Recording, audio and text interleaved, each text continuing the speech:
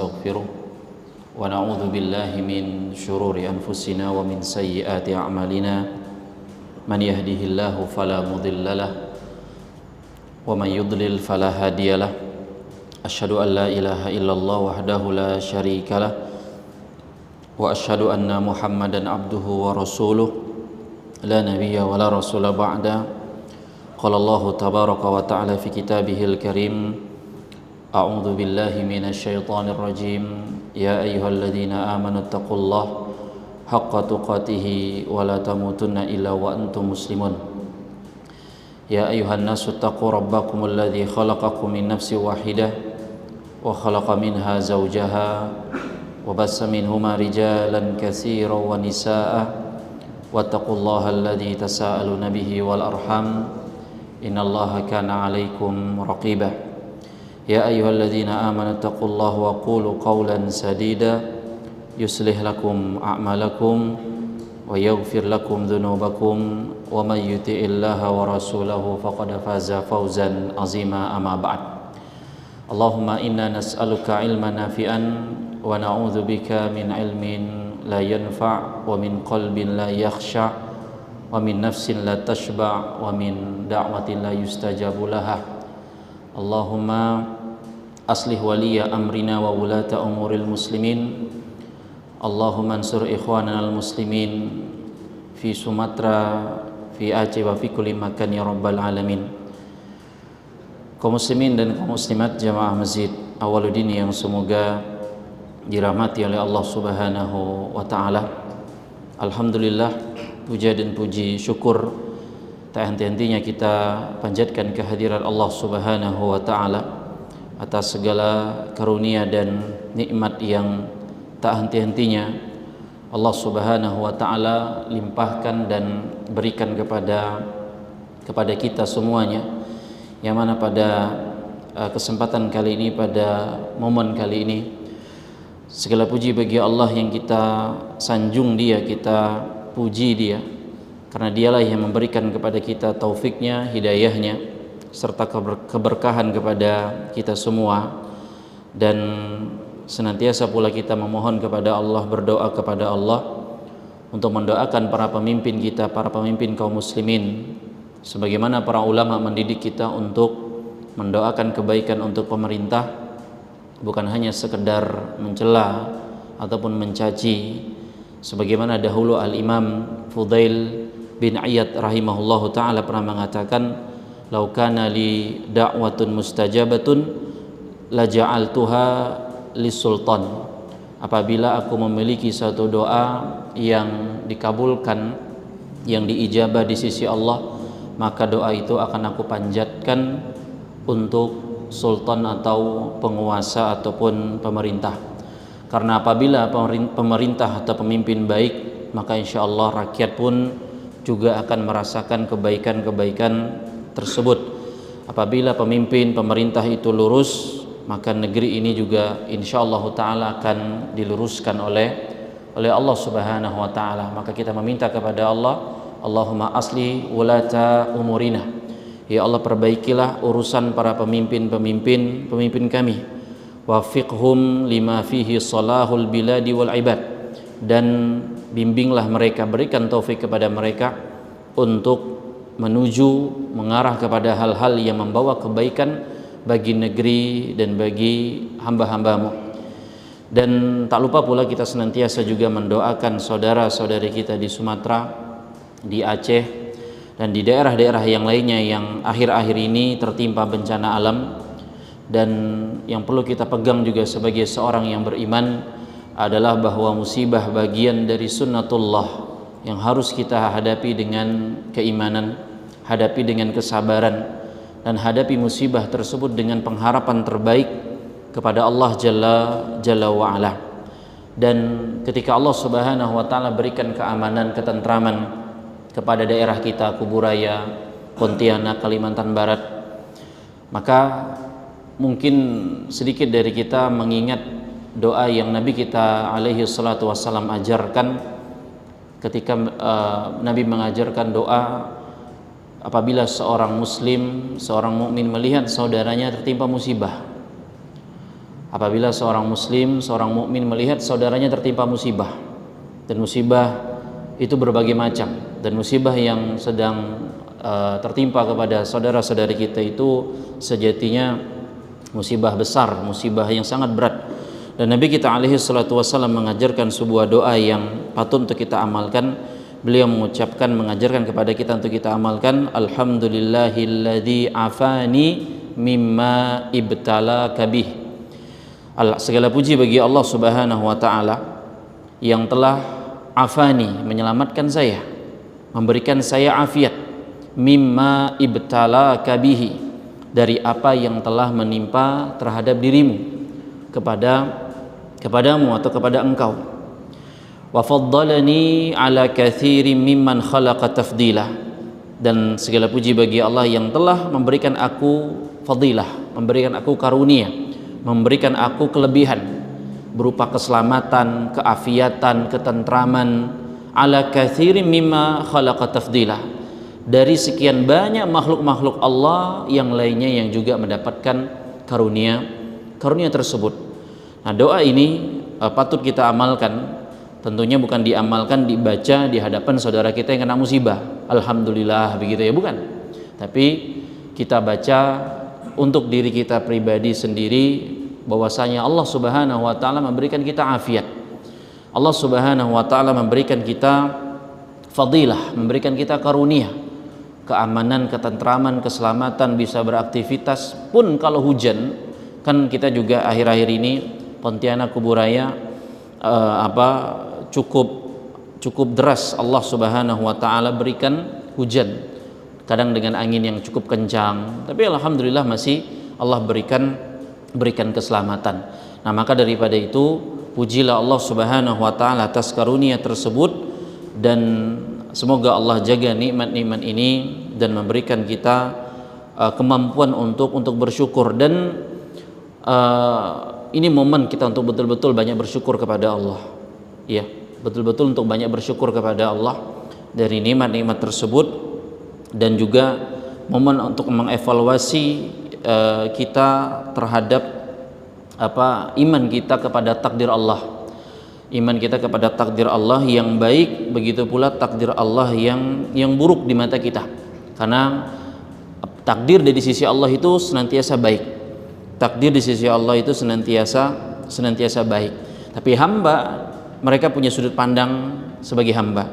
Ketika takdir itu berupa bencana, berupa musibah, berupa penyakit, dia akan memandang itu keburukan. Tapi belajarlah kita bagaimana kita menguatkan iman kita terhadap takdir Allah yang tidak mengenakan tersebut. Nah, makanya akhir-akhir ini ada, mungkin kita pandang dari satu sisi yang lain atau dari POV yang lain, point of view yang lain, ketika mungkin sebagian pihak risau, gelisah melihat kelakuan oknum-oknum yang mereka punya kedudukan, punya jabatan, dan akhirnya sebagian pihak yang bersemangat dalam kebaikan ini, mereka memberikan statement atau membuat statement yang statement ini perlu diluruskan, yaitu statement ketika mereka menyatakan bahwasanya bencana itu bukan takdir, tapi salah pemerintah, salah penjabat, salah pihak-pihak yang punya kepentingan terhadap hutan ataupun tambang atau yang semisalnya. Ya, jelas ini apabila kita tinjau dari segi agama kita, ini keliru. Ini bertentangan dengan akidah Ahlussunnah wal Jamaah. Karena Allah Subhanahu wa taala sendiri berfirman, "Ma asaba min musibatin illa biidznillah." Tidak ada satupun musibah yang menimpa kecuali sudah Allah izinkan. Izinkan itu akan terjadi. Maka musibah bagian, apalagi sudah terjadi, itu bagian dari takdir Allah Subhanahu wa taala. Namun manusia tetap mungkin dia berdosa dan dia berbuat salah, dan kesalahan itu menjadi sebab turunnya hukuman, peringatan, dan terjadinya ketetapan dan takdir Allah tersebut. Tapi ketika musibah, kita yakin bahwa itu merupakan tetap bagian dari takdir Allah Subhanahu wa taala, bukan murni kesalahan manusia, maka seorang mukmin menerima musibah sebagai ketetapan Allah dan memperbaiki kesalahan, dan memang jika itu benar-benar kesalahan, dan tidak saling menyalahkan tanpa didasari ilmu dan belajar bagaimana mengambil hikmah kejadian tersebut. Makanya dahulu para ulama juga punya sebuah ungkapan, kita itu la takun antal ibrah bal i'tabari bi ghairik. Janganlah sampai engkau itu menjadi pelajaran bagi orang lain, cukup orang lain saja menjadi pelajaran bagi dirimu. Artinya apa?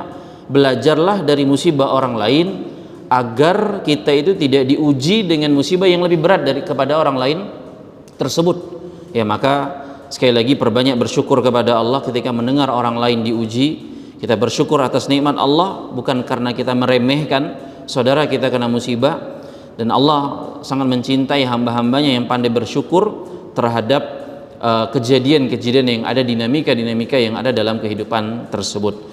Kaum muslimin dan kaum muslimat sekalian rahimakumullah, dan setelah kita menyanjung Allah, meminta kepada Allah, berdoa kepada Allah, tak lupa pula untuk senantiasa kita bersolawat kepada Nabi kita Muhammad sallallahu alaihi wasallam, beserta semoga salawat dan salam terlimpahkan kepada beliau, kepada keluarganya, para sahabatnya, dan umatnya yang senantiasa mengikuti petunjuk beliau hingga hari kiamat kelak. Kaum muslimin dan kaum muslimat jamaah sekalian yang semoga dirahmati oleh Allah Subhanahu wa taala, kembali kita dalam pembahasan Kitab Tauhid karya Syekh Muhammad At-Tamimi rahimahullahu taala, dan kita masih berada pada pembahasan bab tentang syafaat. Bab tentang syafaat. Yang mana pada kesempatan kali ini kita akan membahas ayat yang disebutkan oleh penulis kitab berkaitan dengan surah Saba ayat 22 dan 23. Surah Saba ayat ke-22 dan ayat ke-23. Sebagian cetakan hanya disebutkan di ayat ke-22-nya, tidak disebutkan dengan ayat yang ke-23-nya. Akan tetapi ayat ini berkaitan dengan permasalahan dalam bab ini tentang syafaat tersebut. Dan hadirin dan hadirat sekalian yang semoga dimuliakan oleh Allah Subhanahu wa taala. Allah Subhanahu wa taala ketika berfirman dalam surah Saba ayat yang ke-22, di mana Allah Subhanahu wa taala menyatakan bahwasanya qul, katakan wahai Muhammad, qul id'ul ladzina za'amtum min dunillahi la yamlikuna mithqala dzarratin fis samawati wala fil ard. Katakan wahai Muhammad, serukanlah kepada mereka yang kamu anggap sebagai Tuhan selain daripada Allah Subhanahu wa taala. Katakan wahai Muhammad, serulah mereka yang kamu anggap sebagai Tuhan selain min dunillah, selain daripada Allah, yang mana mereka la yamlikuna misqala dzarratin fis samawati wala fil ardi. Mereka tidak memiliki kekuasaan seberat zarrah pun di langit maupun di bumi. Mereka tidak memiliki kekuasaan seberat zarrah pun di langit maupun di bumi. Kemudian kata Allah Subhanahu wa taala, wa ma lahum fihima min syirkin wa ma lahum minhum min zahirin wa la tanfa'u syafa'atu indahu illa liman adinalah. Kemudian kata Allah Subhanahu wa taala, dan mereka tidak mempunyai suatu andil apapun dalam penciptaan langit dan bumi.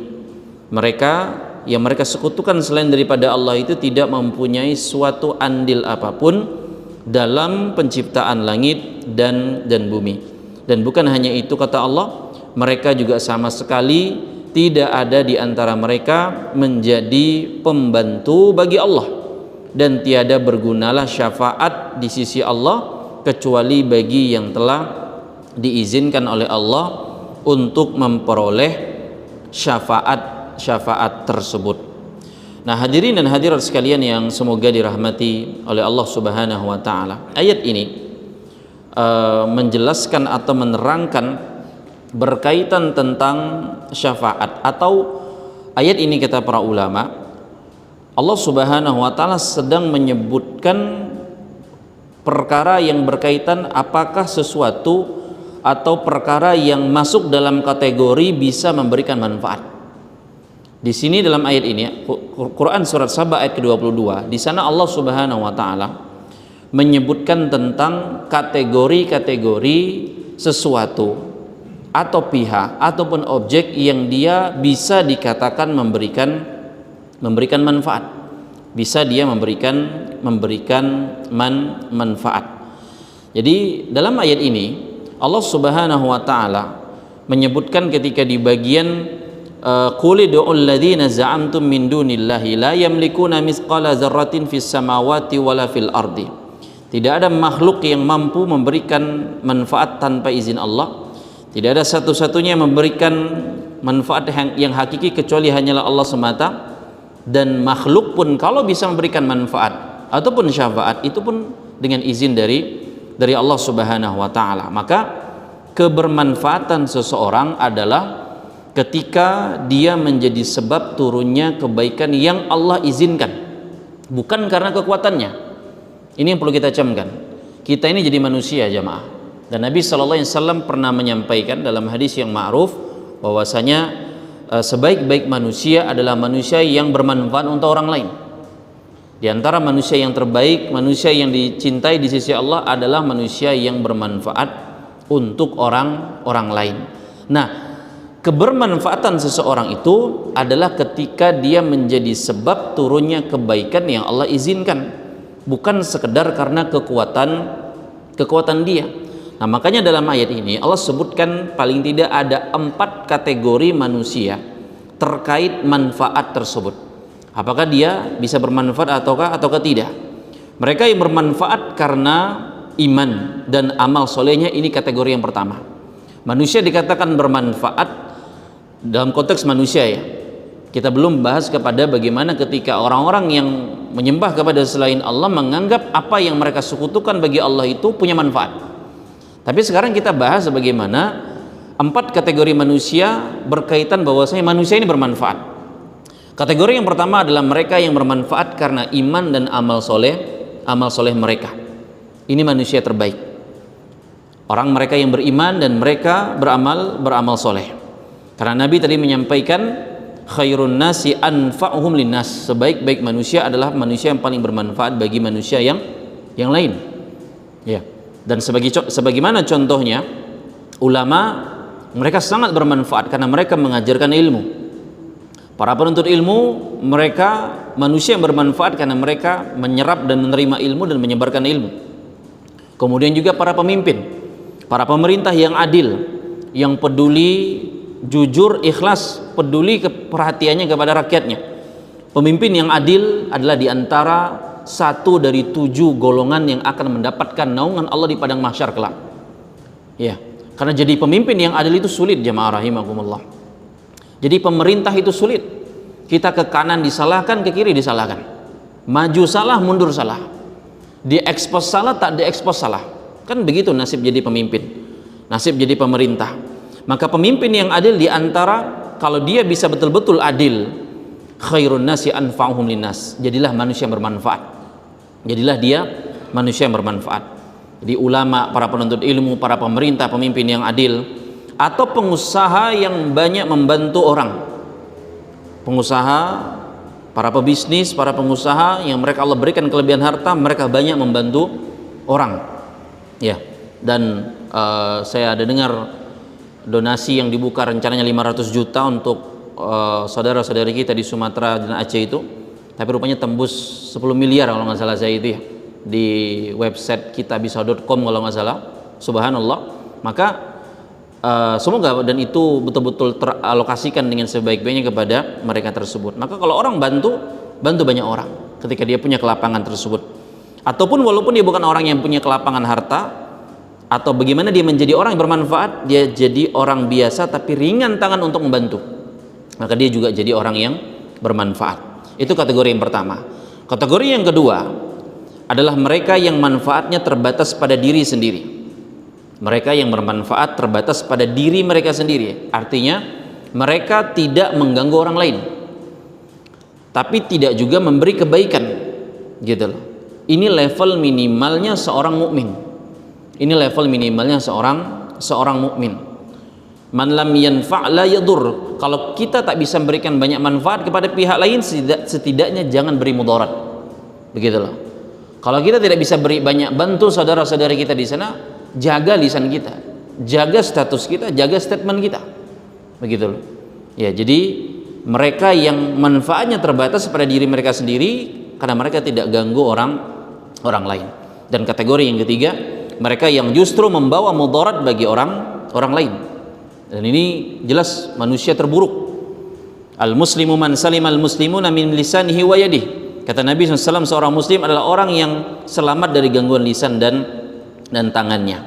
Dan yang keempat adalah mereka yang bermanfaat setelah kematiannya. Mereka sudah wafat, tapi wafatnya mereka ada sedekah jariyahnya, ada anak-anaknya yang soleh, ada wakafnya yang berjalan, ada ilmunya yang bermanfaat, amal solehnya terus mengalir. Sebagaimana Nabi bersabda, idza matal ibnu adama in qata'a amaluhu illa min salasin. Apabila manusia meninggal dunia, maka terputuslah amalnya kecuali tiga. Nah, makanya jamaah rahimakumullah, ketika Allah Subhanahu wa taala berfirman dalam surah Saba tadi ayat ke-22, yang mana di sini Allah menyebutkan tentang bagaimana makhluk itu tidak punya kemampuan mandiri. Sejatinya segala sesuatu selain daripada Allah itu makhluk, dan makhluk tidak punya kemampuan mandiri. Maka sebermanfaatnya manusia, seberapa manfaat manusia tersebut, itu semuanya karena Allah lah yang memudahkan dia. Kita ini jadi manusia, siapapun posisi kita ini bermanfaat untuk pihak lain. Ingat kita makhluk.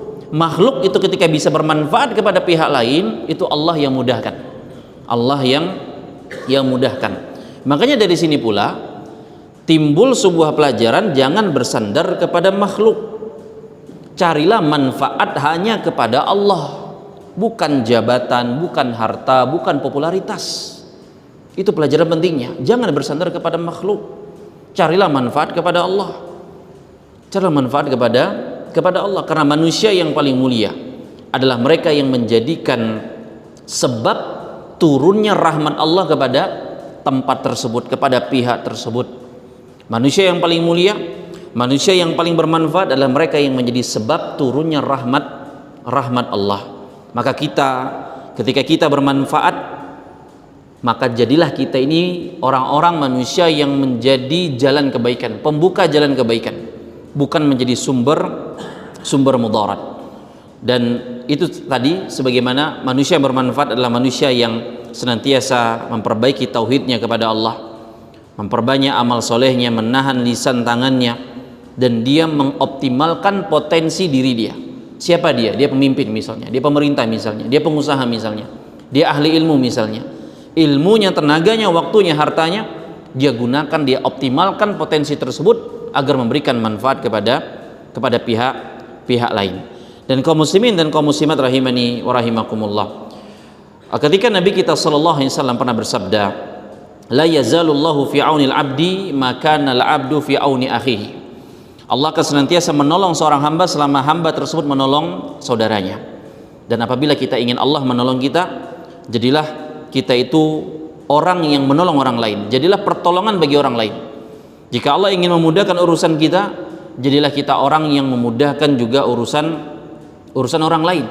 Nah, ini kita berkaitan masalah menjadi manusia yang bermanfaat. Kategori-kategori manusia yang bermanfaat kepada manusia yang lain, khususnya dalam sudut pandang agama kita ini. Dan sekarang kita jamaah rahimakumullah, ketika tujuan dari ayat ini menunjukkan kepada orang-orang musyrikin yang mereka beranggapan atau memiliki anggapan bahwasanya sesuatu selain daripada Allah, baik itu bentuknya makhluk, entah manusia, malaikat, nabi, orang soleh, wali-wali Allah, pohon, batu, laut, dan seterusnya, mereka bisa memberikan manfaat ataupun memberikan syafaat. Dan inilah tujuan dari ayat tersebut atau pokok dari pembahasan ayat tersebut. Walaupun berkaitan pula juga kepada manusia-manusia yang bermanfaat, tapi ada batasannya jadi manusia yang bermanfaat itu. Nah, sekarang ketika Allah sebutkan tadi, wahai Muhammad, katakan, serulah kepada orang-orang yang menyembah kepada selain Allah yang kalian anggap bisa memberikan manfaat tersebut, padahal apa? La yamlikuna mithqala dzarratin fis samawati wala fil ardi. Mereka tidak memiliki seberat zarrah pun di langit dan di bumi. Mereka tidak memiliki seberat zarrah pun di langit dan di bumi. Nah, di sini ayat ini memberikan pelajaran yang sama pula berkaitan masalah ada 4 jalan kesyirikan yang di sini Allah tutup, yang dihancurkan oleh Allah. Jadi Allah blok agar 4 jalan kesyirikan di sini yang dianggap manfaat oleh orang-orang yang berbuat kesyirikan tersebut, Allah tutup, Allah blok. Yang pertama adalah ketika Allah sebutkan bahwa mereka tidak punya kepemilikan. Ini yang pertama. Yang kedua, mereka tidak punya andil atau tidak punya saham. Dan yang ketiga, mereka tidak menjadi pembantu Allah. Dan yang keempat, mereka tidak memberi syafaat tanpa izin dari Allah Subhanahu wa taala. Maka 4 hal ini, 4 jalan kesyirikan yang ditutup, dihancurkan dan diblok oleh Allah Subhanahu wa taala dalam surat Saba ayat ke-22 dan 23 tersebut. Yang mana ketika keyakinan batil yang meminta pertolongan kepada arwah, misalnya menggantungkan nasib kepada dukun, memohon kepada yang telah wafat atau meninggal dunia, ataupun meyakini malaikat mengatur rezeki atas kehendak malaikat itu sendiri, Allah Subhanahu wa taala telah katakan la yamlikuna mithqala dzarrah, makhluk tidak memiliki apapun bahkan sebesar zarrah dalam urusan rezeki. Makhluk tidak memiliki kemampuan apapun sekecil zarrah dalam urusan kesehatan, dalam urusan keselamatan, dalam urusan anak, jodoh, hujan, kehidupan dan kematian. Ingat, Allah katakan tidak memiliki kuasa sedikit apapun, karena Allah lah satu-satunya pemilik dan penguasa dari hal tersebut. Mereka segala sesuatu selain daripada Allah tidak memiliki kemampuan apapun, tidak mampu. Mereka tidak memiliki dan juga tidak memiliki kemampuan apapun. Dan bukan hanya itu, Allah tekankan lagi, mereka juga tidak memiliki andil, tidak punya andil, tidak punya saham dalam pengaturan alam semesta ini. Dalam penciptaan dan pengaturan alam semesta, mereka tidak punya kemampuan tersebut, karena manusia atau makhluk, mereka hanya menjadi sebab. Mereka bukan pencipta, mereka bukan pengatur, mereka hanya Allah jadikan sebagai sebab. Dan Allah Subhanahu wa taala tidak punya sekutu, atau bahasa lainnya Allah tidak punya partner dalam urusan apapun dalam hal itu. Lam yakul lahu syarikun fil mulki, Allah tidak memiliki sekutu dalam kerajaannya, dan segala makhluk tidak memiliki bagian sedikit pun dalam pengaturan alam semesta tersebut. Makanya secanggih-canggihnya teknologi manusia, secanggihnya teknologi yang dibuat oleh makhluk-makhluk tersebut, siapa yang bisa mengalahkan canggihnya teknologi Jepang jemaah dalam mendeteksi bencana alam? Nyatanya Jepang dilanda tsunami di tahun 2011, ratusan ribu manusia pun meninggal. Kalau sekiranya alarm atau kecanggihan teknologi di zaman sekarang itu mendeteksi bahwa bencana alam ini akan datang, ya kurang canggih apa Badan Meteorologi dan Klimatologi itu, prediksi tentang akan hujan, angin ribut dan segala macam, canggih Masya Allah. Dan itu ilmu yang tidak dilarang dalam agama kita. Tapi ingat bahwa makhluk tidak punya andil, tidak punya saham dalam urusan tersebut. Kita hanya menjadi penyebab bahwa kita melihat dengan tanda-tanda demikian, ini akan terjadi demikian. Hanya sebatas itu kemampuan kita. Adapun Allah Jalla wa'ala, dialah yang menciptakan itu semua, yang mengatur itu semua. Makanya Allah pun tidak butuh ada pembantunya yang membantu Allah dalam mengatur dan menata itu, bagaimana terjadinya dan seterusnya. Allah tidak membutuhkan makhluk untuk menolong, menguatkan, mengarahkan, mengurus, menjadi penasehat, ikut turun tangan dalam urusan rububiyahnya Allah Subhanahu wa taala.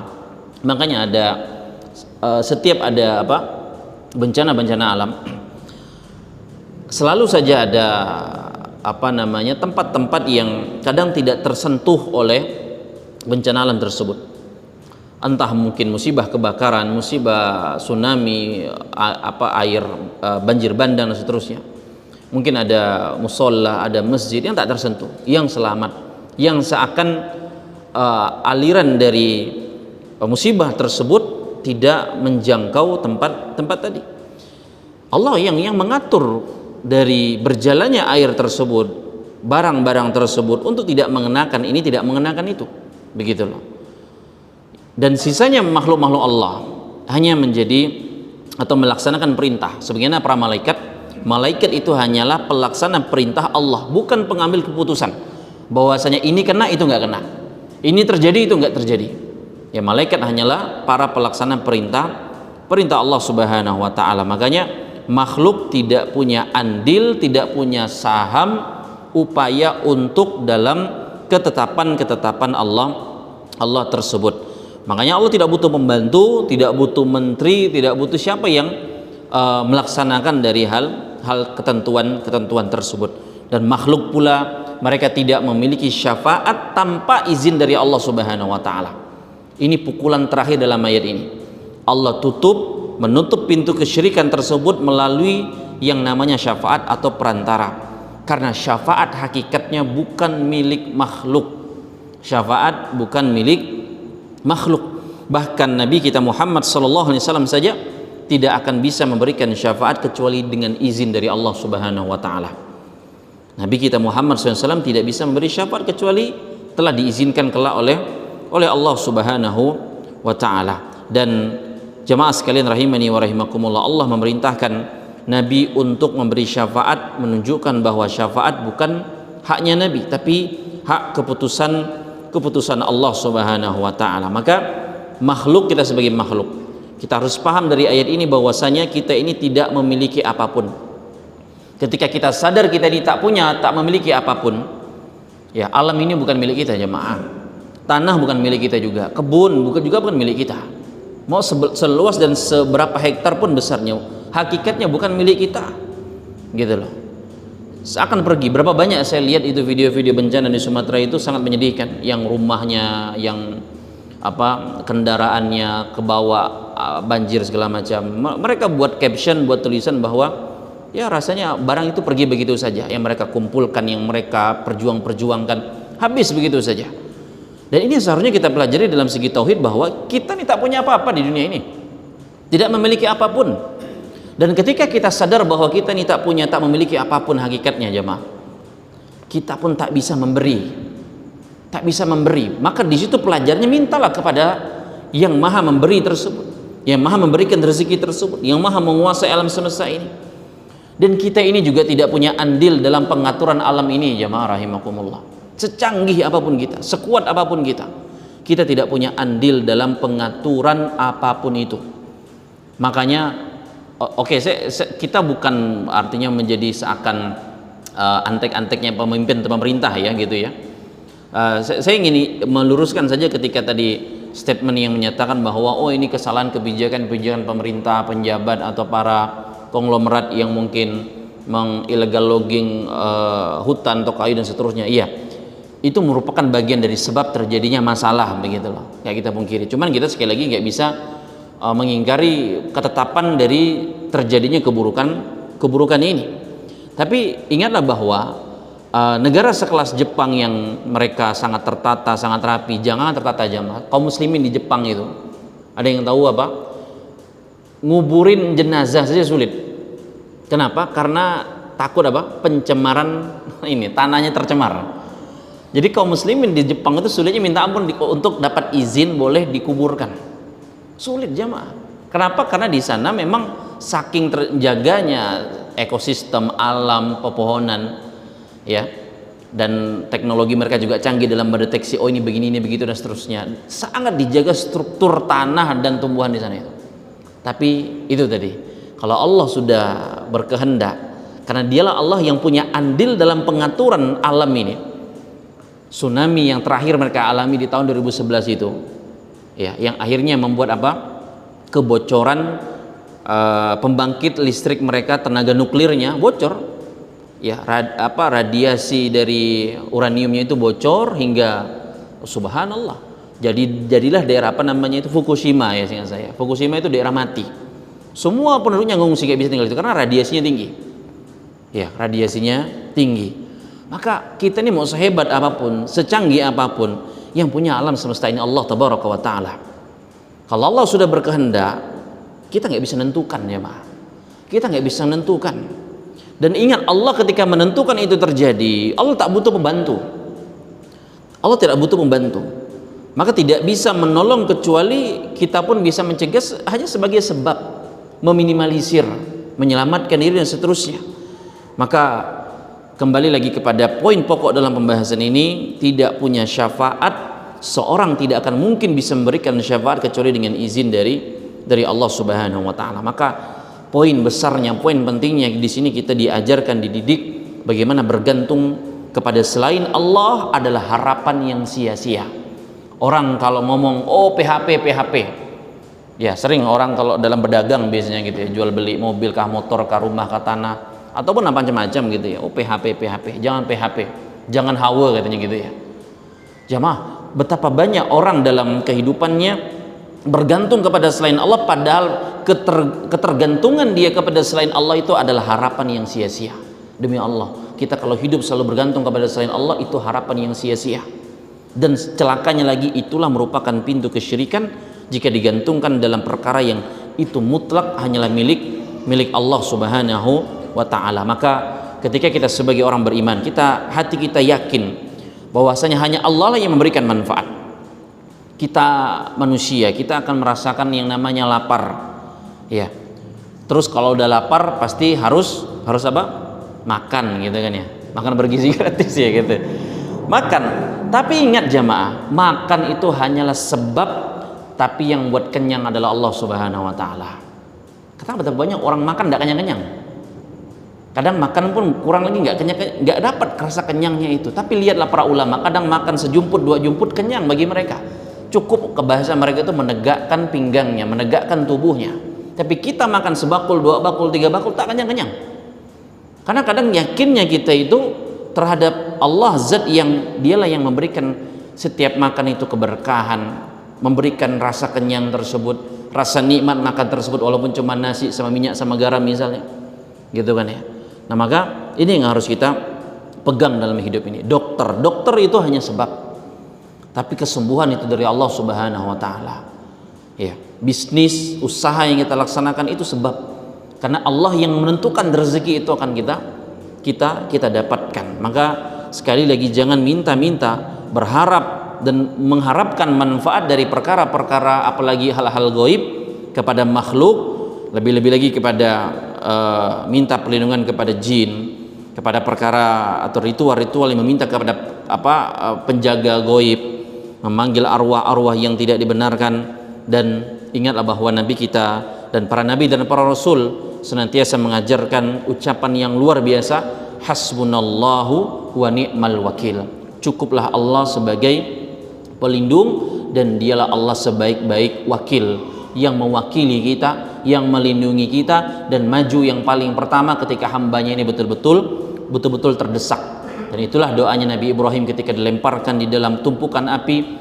Beliau hanya cukup mengucapkan, ketika malaikat Jibril datang ingin membantu Nabi Ibrahim, wahai Ibrahim, apa yang bisa saya bantu, yang bisa saya support? Itu kalau malaikat Jibril alaihissalam ngepakkan sayap saja jamaah, padam api itu jamaah.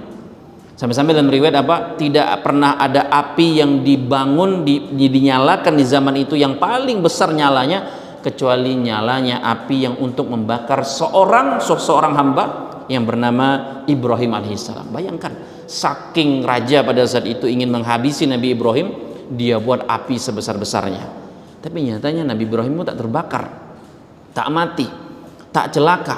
Dan Jibril pun ketika ingin bantu Nabi Ibrahim, tapi Nabi Ibrahim saking kuat tauhidnya kepada Allah Subhanahu wa taala, Nabi Ibrahim katakan, enggak, saya enggak butuh bantuan engkau, tapi aku cukup Allah sebagai pelindungku, dan dialah Allah sebaik-baik yang memberikan perlindungan. Ini imannya ahli tauhid. Ini imannya orang-orang yang ketika menghadapi bencana musibah sebesar apa jamaah kita itu dilemparkan ke dalam tumpukan api.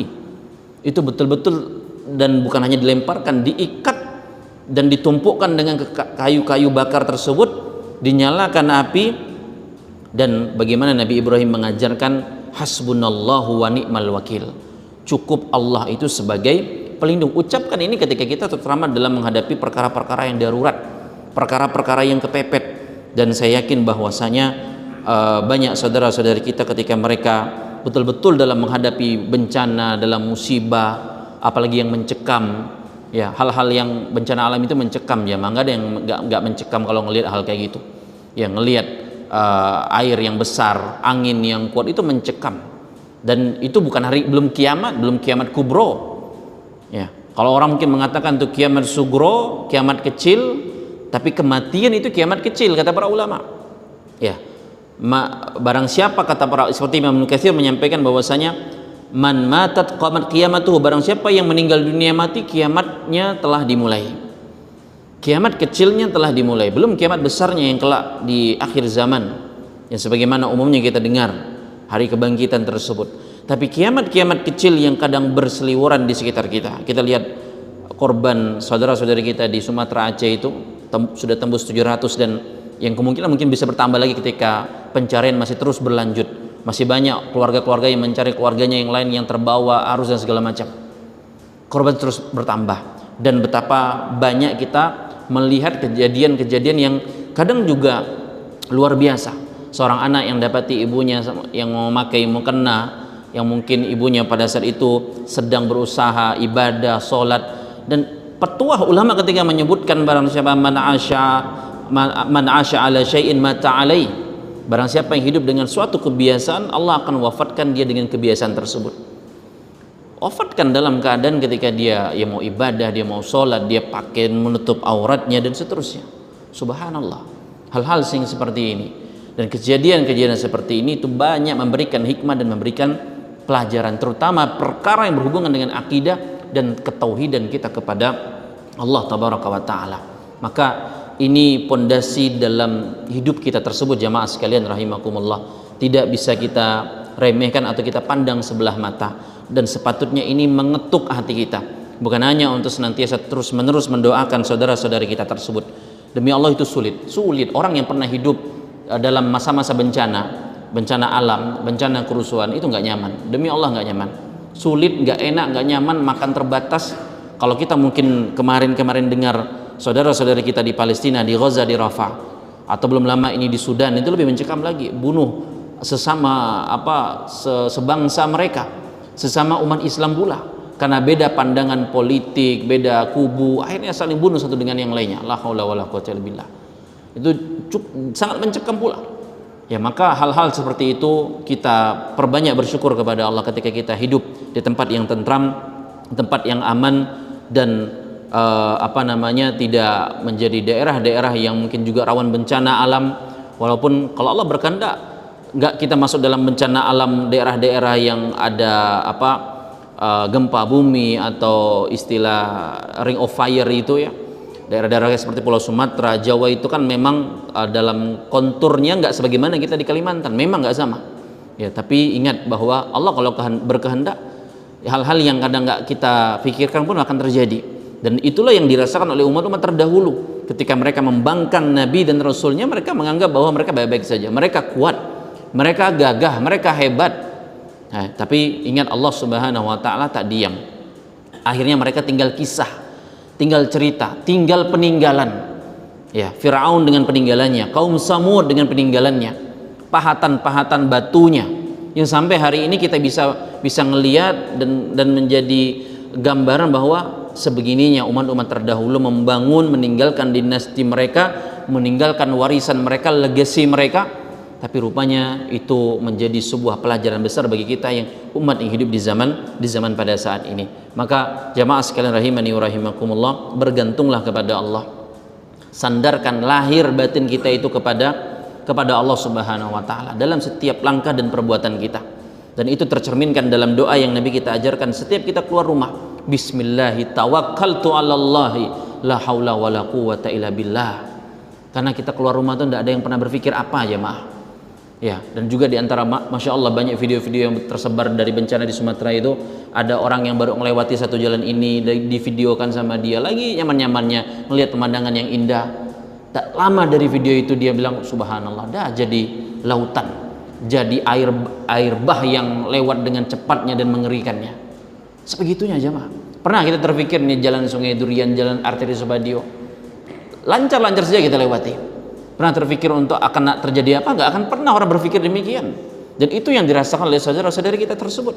Mereka tidak akan pernah berpikir bahwa jalan yang mereka lalui ini lancar, indah, nyaman, akan menjadi sebuah bencana yang logika mereka kan mungkin tidak masuk untuk bahwa ini akan terjadi. Pernah kita terpikir terjadi bahwa rumah yang kita tempati, yang kita tinggali dari kita kecil sampai kita besar, ibu kita, orang tua kita, sekarang ditimpa sama lumpur. Pernah kita terpikir kayak gitu? Saudara-saudara kita pun tak pernah terpikir kayak gitu, jamaah. Mereka pun tak pernah terpikir demikian. Nah, maka itulah yang menunjukkan kemahabesaran Allah Subhanahu wa taala dalam kejadian-kejadian tersebut.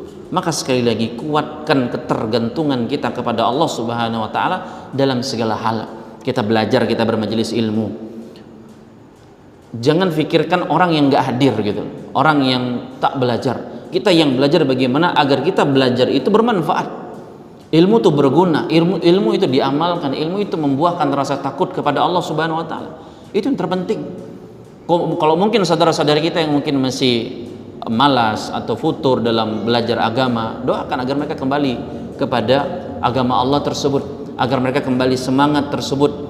Gitu. Adapun kita bagaimana ketika ilmu ini bukan jadi bencana bagi kita, ilmu ini bukan jadi bumerang bagi kita, karena Nabi kita alaihi salatu wasallam telah menyatakan hal tersebut. Ketika Al-Quran itu bisa menjadi hujah pembela kita, atau dia balik malah menyerang kita, dan itu yang kadang terjadi dan banyak terpampang oleh orang-orang di sekitar kita tersebut. Maka ma'asyiral muslimin rahimakumullah, senantiasa mohon keistiqomahan kepada Allah Subhanahu wa taala untuk senantiasa kita sadar dan aware gitu ya, ketika ada peringatan-peringatan Allah datang. Peringatan Allah itu berbagai macam, jamaah, berbagai macam sebab-sebabnya, dan termasuk ketika kita bahas di pengajian kita ini, di majelis kita ini, itu merupakan bagian dari peringatan Allah kepada kita. Bukan hanya bencana besar tersebut, tapi ketika kita diingatkan sekarang, terutama untuk saya pribadi, kami pribadi, dan kita semua, agar kita kembali kepada Allah. Fafirru ilallah, lari kembalilah kepada Allah. Allah gunakan kalimat firar atau farra yafirru tadi, lari kembalilah kepada Allah tersebut, lari kembalilah kepada Allah tersebut. Ini momen pas untuk kita kembali kepada Allah. Seberapapun salah dan kekurangan kita, Allah senantiasa buka pintunya, rahmatnya, taubatnya tersebut. Ini bisa disampaikan, semoga bermanfaat, dan kurang lebihnya mohon maaf. Kita cukupkan majelis kita dengan doa kafaratul majelis. Subhanakallahumma bihamdika, asyhadu an la ilaha illa anta, astaghfiruka wa atubu ilaik. Wassalamualaikum warahmatullahi wabarakatuh.